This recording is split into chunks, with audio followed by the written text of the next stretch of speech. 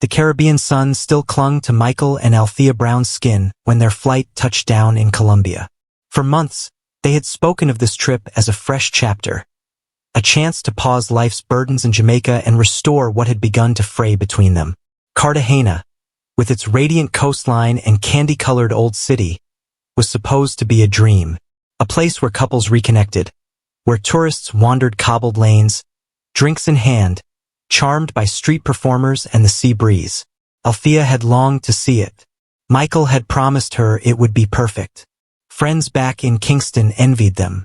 They looked unbreakable in the photos Althea posted before they left. Michael's tall, stoic figure beside her glowing smile, their passports clutched proudly in hand.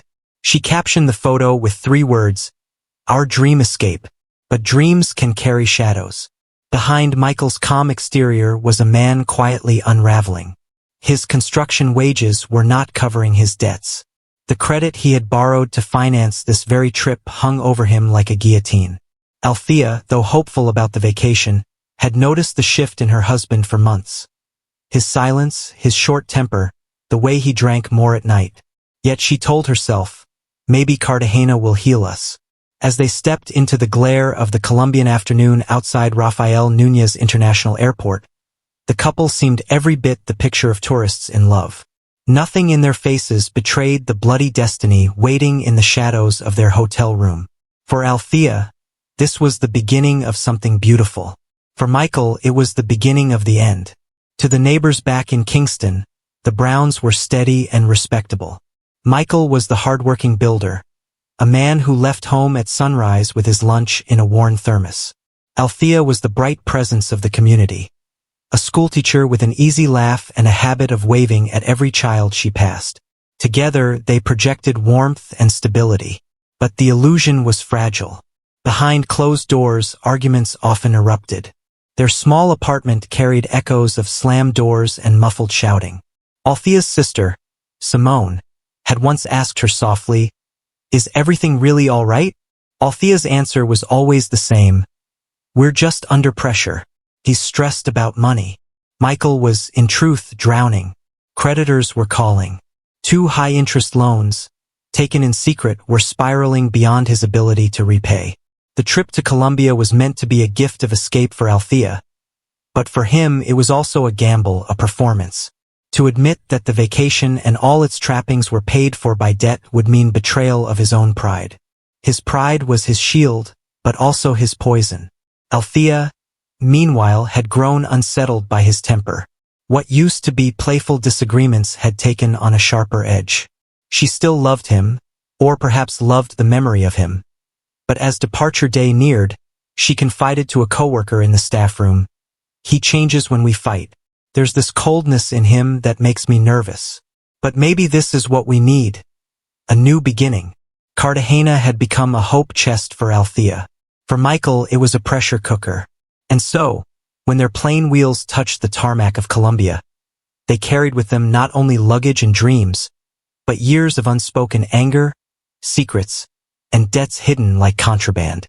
Neither of them knew it yet, but the weight of those secrets was heavy enough to crush them both. Cartagena was everything the travel magazines promised. The city's heart beat in music and light. Its narrow streets glowed beneath strings of lanterns, and vendors served arepas hot from the griddle. Tourists wandered in sandals, sweating in the tropical air, but smiling at the rhythms of cumbia spilling from every corner. To Althea, it was pure magic. She pulled Michael by the hand through the plazas, her camera always ready. She wanted to ride the horse carriages circling the old town, sip fresh coconut water, and dance among strangers in the open air. Her laughter was easy, radiant, catching the attention of onlookers who often assumed she and Michael were honeymooners. Michael, however, saw the city differently. He watched Althea's joy with an unsettling detachment, his smile hardly reaching his eyes. He drank more than usual at night, bottles of Aguila beer drained quickly in the warm evenings. Bartenders noted how his gaze lingered too long on the cash register or on other men laughing with their partners. Still, in photographs, they looked like any other couple in love. On their second night, they dined at a waterfront restaurant glowing with candlelight. Waves lapped at the dock as a guitarist strummed softly nearby. Althea ordered seafood paella. Michael demanded steak but hardly touched it. "Isn't this beautiful?" Althea said, looking out toward the horizon, her eyes reflecting the orange gold of the setting sun. Michael nodded but didn't answer. He reached instead for the rum on the table, pouring himself another glass.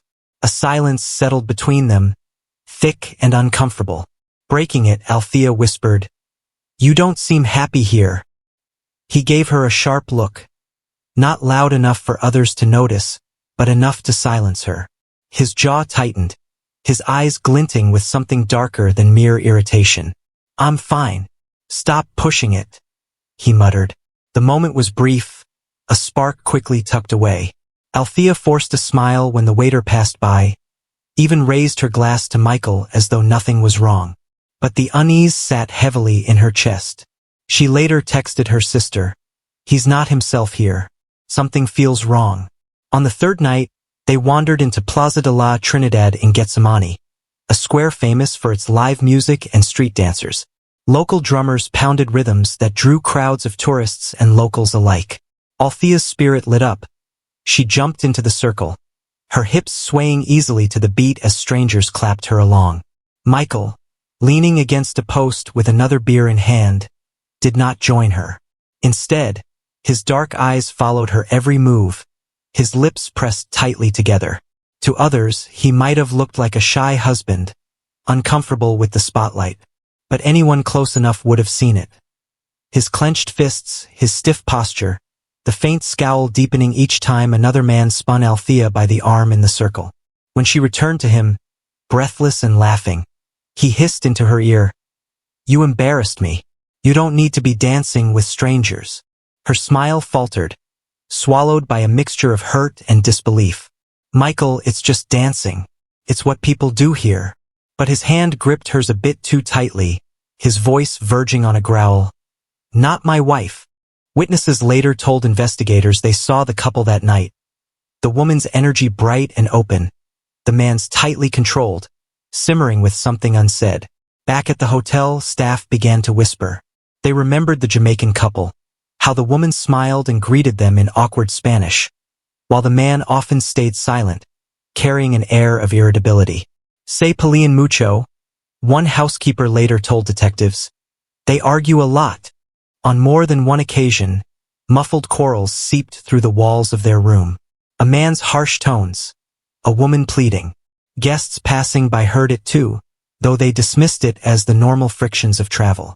What nobody imagined was how soon those walls would bear witness to something far worse. Cartagena was a city of romance, joy, and color. For most couples, it was the trip of a lifetime. But for the Browns, every beautiful backdrop only made the cracks in their marriage sharper, their tension harder to ignore. The city of light was becoming a city of shadows. The fourth night of their vacation began like so many evenings before, with promises of enjoyment and undercurrents of unease. The couple joined other tourists in the walled city for dinner. Althea chose a small eatery adorned with string lights and hibiscus flowers, its scent of garlic and fried plantains spilling onto the street. She tried once again to bring Michael into the experience. "Let's just enjoy this night," she urged, smiling nervously as she raised her glass. "Forget work, forget worries, it's just us." Michael lifted his drink with a dull nod, but the tightness in his expression never eased. The tension between them was palpable enough that even their server later recalled, the woman trying to laugh, the man just watching silent, as if lost somewhere else. After dinner, they wove back through the lively maze of Getsemani. Couples filled the streets. Local youths performed breakdances under colonial balconies, their speakers rattling. Althea joined in the clapping, snapping photos, her joy bubbling once again. "Dance with me, Michael," she said, tugging at his arm. But he recoiled, pulling his hand free. "I told you already, I don't want to," he snapped, his voice sharp enough to startle nearby tourists who turned their heads. Althea froze for a moment at the cutting tone, then forced another smile, retreating into herself. She walked beside him quietly the rest of the way back, her earlier light dimmed. The small boutique hotel was quiet by the time they returned. Beyond their balcony, the hum of Cartagena softened into ocean breeze and distant traffic. But inside their room, silence quickly mutated into confrontation. Detectives later reconstructed the sequence like a grim puzzle. A broken glass found near the bed. Furniture slightly shifted out of place. A neighbor reporting loud voices between midnight and 1 a.m. "Why are you like this?" Althea had demanded, her voice straining, carrying through the walls. "We came here to enjoy ourselves, Michael. You won't talk to me. You won't touch me. You just drink. Stop nagging me." Michael's voice thundered back. "All you do is complain. You embarrass me in front of people, acting like I don't exist." What began as words became something worse. Witnesses in neighboring rooms testified to hearing a loud thud, then a muffled scream, a woman's voice, frantic and suddenly cut short. No one knows exactly what ignited Michael's final snap. Years of financial stress, his bruised pride over Althea's independence, alcohol coursing through his veins. All of it boiled into a single terrifying eruption. What is certain is that when the violence ended, silence reclaimed the room. For hours afterward, the only sounds from inside were the ceiling fan spinning lazily and the distant music of Cartagena nightlife filtering through the balcony doors. Michael sat there in the half-darkness, staring at what he had done. The woman he claimed to love, whose laughter had once been the very reason he worked so hard, whose smile had brought him this far, now lay still on the cool ceramic floor beneath him. Her life ended at his hands. Housekeepers knocked at the door the next morning. No answer. They moved on to other rooms, returned later, knocked again. Silence.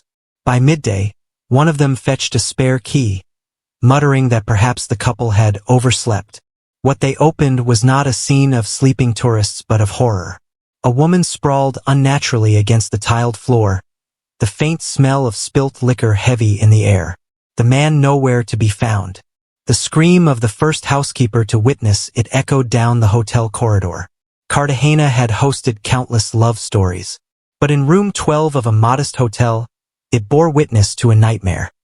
The end of a young woman's life and the unmasking of the man she trusted most. The dream vacation was over. Michael Brown was now not a husband, but a fugitive. The scream of the hotel housekeeper brought chaos to the sunlit corridor. Guests peeked out of their doors, startled at the high, panicked cries of "Dios mío, muerte." Housekeeping staff rushed forward, and within minutes, the boutique hotel's manager appeared, his face pale as he pushed through the gathering crowd. Inside room 12, the scene froze him. The curtains had been half-drawn, giving the room a dim, suffocating quality even though it was midday. The floor was marked by the toppled nightstand, shattered glass, and the lifeless figure of Althea Brown. She was dressed in a thin summer dress, her body bearing the unmistakable signs of struggle. The manager backed out, his hand trembling as he dialed police. Within half an hour, local police units swarmed the hotel. Guests stood huddled in the lobby watching the commotion, whispers spreading through multiple languages. A Jamaican tourist dead, her husband gone. The story was irresistible to speculation. Detective Captain Andres Mejia led the first wave of officers. A native of Cartagena, he had seen his share of hotel tragedies. Heart attacks, suicides, accidents. But within moments of stepping into room 12, he knew this was no accident. A woman in her 30s, visibly healthy, cut down violently. A missing husband. The signs of a struggle. Overturned furniture, bruises, broken glass. All pointed to one truth. This was homicide. The technical team worked methodically. They photographed the room, preserving every detail. They swabbed fingerprints from the half-empty bottle of rum beside the bed. They collected strands of hair, fragments of broken glass. Most tellingly, they noted bruising on Althea's body consistent not with a fall, but with a grip with force. Witnesses in adjacent rooms corroborated what the evidence suggested. "We heard shouting around midnight," one European tourist explained later. The man's voice was loud. The woman screamed once. Then it all stopped. Michael's absence was impossible to ignore. Passports checked at reception confirmed their booking. But his bed was empty, his belongings hastily rifled through. The only things missing were some clothing, his wallet, and both Jamaican passports. Hotel security footage gave investigators their first clue. At 5:12 a.m., Michael appeared on camera in the lobby. He wore a baseball cap pulled low, carrying a small backpack. He did not check out or speak to the front desk. He walked straight out the front doors and into the waking streets of Cartagena. For local detectives, the case was chillingly clear. The husband was no longer a grieving spouse. He was the prime suspect, and now he was gone. By evening, news had already broken across Jamaican airwaves. Jamaican woman found dead in Colombian hotel, husband wanted. Radio programs began buzzed debates about the risks of traveling abroad. In Kingston, Althea's family sat in shock as reporters surrounded their modest home. Her sister Simone wept openly before cameras. She was excited for this trip. She thought it was going to be healing for their marriage. She trusted him. Her words broke, unable to finish. As night fell over Cartagena, Detective Mejia signed the paperwork elevating the case. Michael Brown was now a fugitive wanted for murder. An alert was sent to airports and bus stations, his passport number flagged. Within hours, Interpol issued a regional bulletin. But even as officers scrambled through the city, Michael was already moving.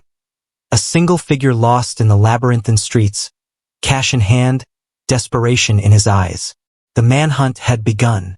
Michael Brown's footsteps echoed in the dawn-lit streets of Cartagena as he slipped further into hiding.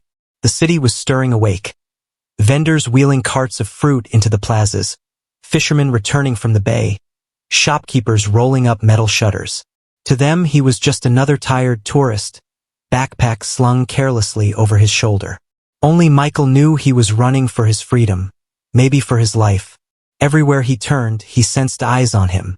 The hotel lobby camera, the curious looks from pedestrians, even reflections in shop windows felt accusatory. His shirt clung to his back with sweat despite the early hour. He avoided the main avenues, ducking instead through side alleys, where stray dogs lingered and graffiti covered the walls. By mid-morning, he reached an ATM near a bus terminal. He inserted his Jamaican card, fists clenching as he prayed it worked. Cash spilled into his hand. A few 100,000 Colombian pesos, meager compared to what he thought he'd need. Enough for a bus fare, maybe a cheap hostel. But the electronic record stamped his location into the banking system. Later, detectives would call this his first mistake. With fading energy, he checked into a budget hostel on the city's outskirts under a false name. Miguel Brown, he stammered in broken Spanish. The clerk, unimpressed, accepted the payment and handed him keys to a cramped room with peeling paint. Alone inside, Michael unzipped his backpack. Inside, only a few shirts, toiletries, and the Jamaican passports. One bore Althea's face. Her eyes smiled out from the photo, oblivious, unchanged. A cruel, frozen reminder of what he had done.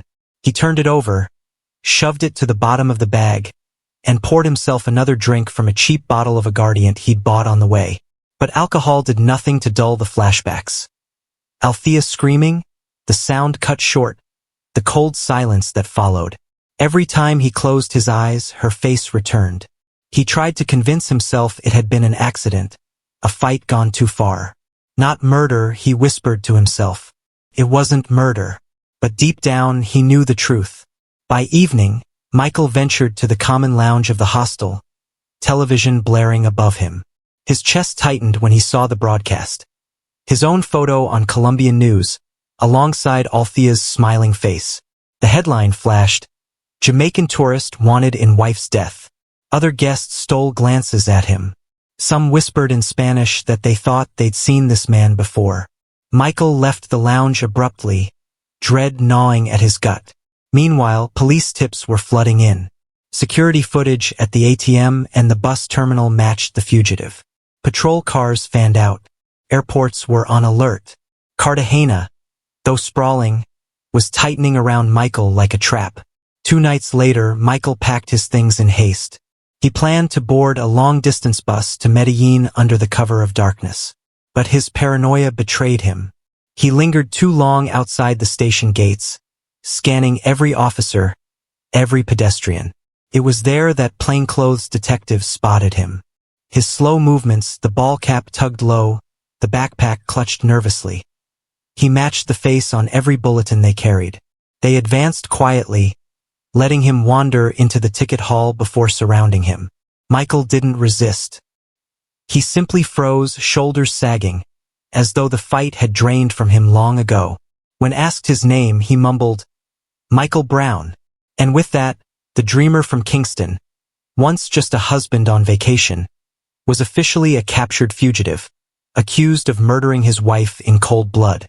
The arrest sent ripples through both Colombia and Jamaica. For Althea's family, news of Michael's capture brought no comfort, only a bitter confirmation of everything they feared. The monster had been sleeping in their home all along. The moment detectives encircled him at the bus terminal, Michael Brown seemed to sag beneath the weight of his own choices. He didn't fight. He didn't run. He simply raised his hands, as if surrender had been inevitable from the start. By the time they loaded him into the back of a police vehicle, the news cameras had already arrived. Bright lights flooded his tired face. Shouts from nearby reporters cut through the chaos. "Why did you kill her, Michael? Do you have anything to say to Althea's family?" He kept his head bowed, avoiding their eyes. At the central station in Cartagena, Michael was placed in a stark, white-walled interrogation room. Detective Captain Andres Mejia sat across from him, calm but firm. The evidence was already damning. The fingerprint analysis, the witness testimonies from hotel guests, the CCTV footage of him leaving at dawn. "Senor Brown," Mejia began in slow, deliberate English. "Your wife is dead. You were the last person with her. You ran. Tell us what happened." At first, Michael deflected. "It wasn't me," he muttered. "We were drinking. She fell. It was an accident." His voice trembled, his words rehearsed but hollow. The detective slid photographs across the table. Althea's bruises, the overturned room, the shattered bottle. "These are not from a fall. These are from violence." Michael's face paled. He tried another tactic, shifting blame. "She pushed me first," she shouted. "I just reacted. I didn't mean to hurt her." Mejia leaned forward, his voice steel. "You didn't mean to? You left her on the floor. You took your passports. You ran like a coward. Do you call that an accident?" Hours dragged on. Michael's resolve eroded under the weight of evidence, the relentless pressure of questioning, and his own guilt. He broke sometime after midnight, his voice cracking. "I lost control," he whispered. "She wouldn't stop. He buried his face in his hands, repeating the same phrase over and over. "I lost control. I lost control." The confession made international headlines. In Kingston, neighbors and relatives gathered in disbelief. Althea's co-workers lit candles outside the school where she had taught, leaving flowers by the gate. Children she once tutored asked their parents why Miss Althea wasn't coming back. Her sister Simone stood before cameras again, fury trembling in her voice. "He didn't lose control. He made a choice to take my sister's life. He planned that trip knowing who he had become. Now he must face the punishment." Colombian authorities wasted no time preparing charges. Homicidio agravado, aggravated murder. Prosecutors argued the evidence showed not a fleeting accident, but a pattern. Jealousy, control, pride, and escalation. They outlined his debts, his volatile temper, his controlling behavior abroad. Even without witnesses to the final act, the circumstantial web left little room for doubt. Michael was transferred to a high-security prison outside Cartagena to await trial. Cameras caught him once more, head lowered in shackles, escorted by armed guards. There was no sympathy in the press. The narrative was set: husband turned murderer. In rare quiet moments, Michael asked jail staff for a Bible. He sat in his cell, rocking silently, his lips moving in prayer. Some guards said he wept when alone, clutching his wife's passport photo. Others believed it was only performance, another mask from a man who had lived a lie. But one truth remained undeniable. Althea's life was gone, stolen not by a stranger in a foreign country, but by the man she trusted most. Cartagena had its suspect. Jamaica had its tragedy. And the world was now waiting for a trial that promised to expose every dark corner of Michael Brown's unraveling marriage. Michael Brown's trial opened in Cartagena 6 months later. The courtroom was packed with press, locals, and officials. Prosecutors presented the evidence. Hotel witnesses, forensic reports, his confession, and his flight from the crime scene. The defense argued passion and intoxication, begging for leniency. But the jury saw through it. Verdict: guilty of aggravated homicide. Sentence: 27 years in a Colombian prison. Back in Jamaica, Althea's funeral drew hundreds. Her students released white balloons, crying out for their Miss Althea. Her family wept but spoke with strength to the cameras. She deserved love. She got betrayal. The community raised funds for a scholarship in her name. Her laughter lived on in the stories told at vigils, even as her family struggled with the weight of her absence. In prison, Michael lived mostly in silence. He avoided other inmates, spent his days reading the Bible, and refused most interviews. Guards described him as withdrawn, haunted. He filed 2 appeals, but both were denied. The stain of his actions trailed him for the rest of his years.